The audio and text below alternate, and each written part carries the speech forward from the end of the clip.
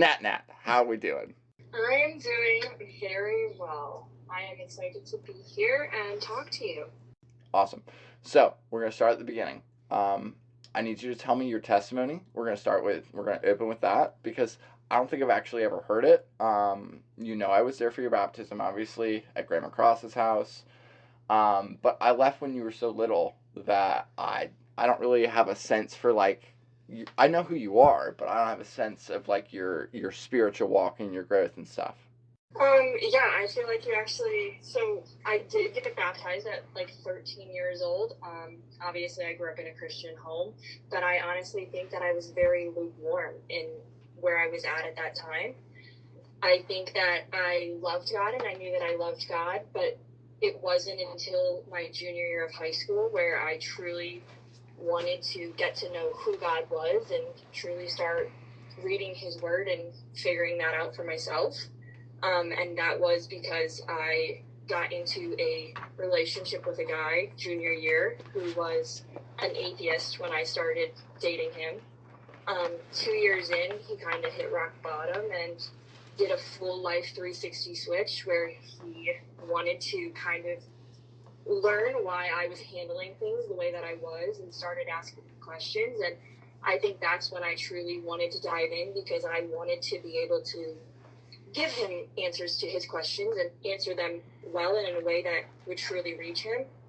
And through that, and then also just through us diving in together and truly, again, just figuring out who Jesus truly is and what his word says about it is the first change, I would say.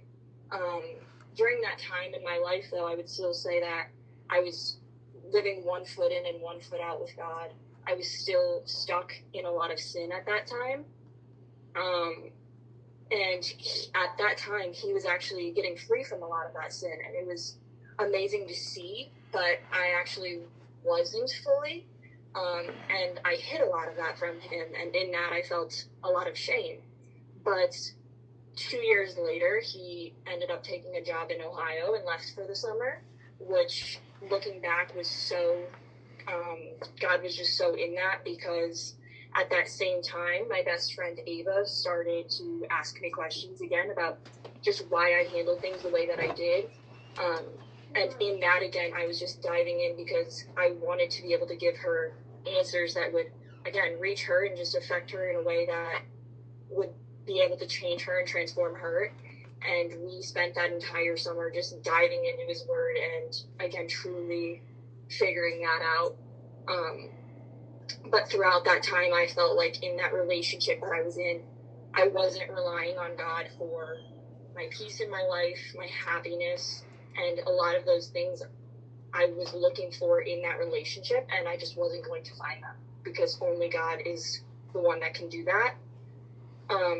So over that summer, I spent a lot of time just praying and seeking God out in a way that I never really had before, searching for him to truly give me that joy and peace and happiness that I was looking for. And I think over that summer, through the talks with Ava and making intentional time for him, is the first time I truly heard him speak to me.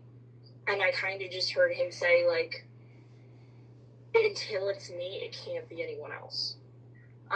So I ended up ending things with that guy, and in that was the first time I took a big step of faith because he was an amazing guy and somebody that, I truly did love at the time. And I didn't know at that time that it was 100% the right thing to do, but I knew that I had to trust God, and I knew that the feeling... How old were you?